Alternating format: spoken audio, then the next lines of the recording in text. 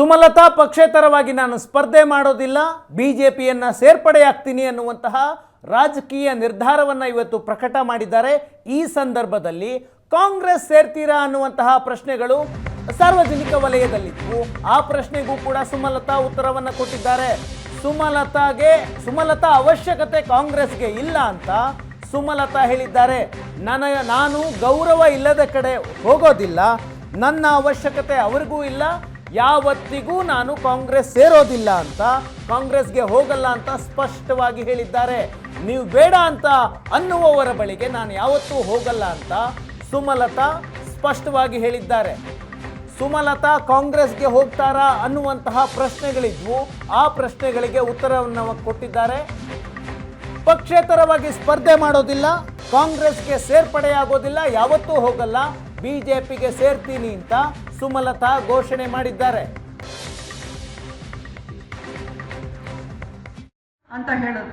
ನೀವು ಬಹುಶಃ ನಿಮಗೆ ಒಳಗಿನ ಮಾತುಗಳು ಅಥವಾ ಏನೇನು ನಡೆಯುವುದು ರಾಜಕಾರಣದಲ್ಲಿ ಅನ್ನೋದು ಜನಸಾಮಾನ್ಯರಿಗೆ ಅಷ್ಟೊಂದು ಗೊತ್ತಾಗೋಕ್ಕೆ ಸಾಧ್ಯ ಇಲ್ಲ.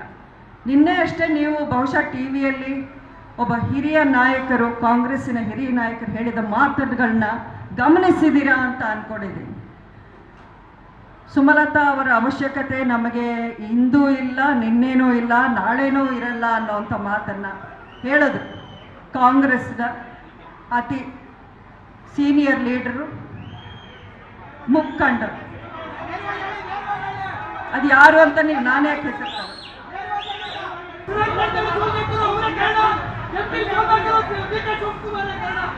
ಆಯ್ತು, ನಿಮ್ಮ ನೋವು ನನಗೆ ಅರ್ಥ ಆಗುತ್ತೆ.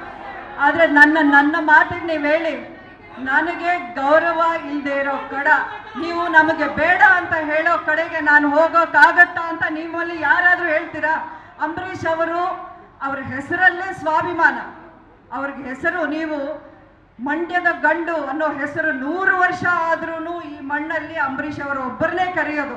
ಅದನ್ನು ನಾನು ಇವತ್ತು ಹೇಳ್ತಾ ಇದ್ದೀನಿ.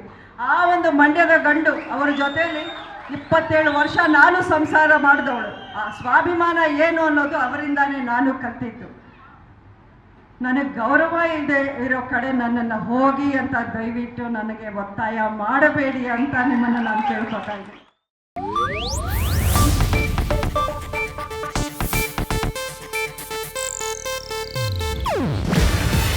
ಇದು ಏಷ್ಯಾನೆಟ್ ನ್ಯೂಸ್ ನೆಟ್ವರ್ಕ್ ಪ್ರಸ್ತುತಿ. ನೀವು ನೋಡ್ತಿದ್ದೀರಾ ಏಷ್ಯಾನೆಟ್ ಸುವರ್ಣ ನ್ಯೂಸ್.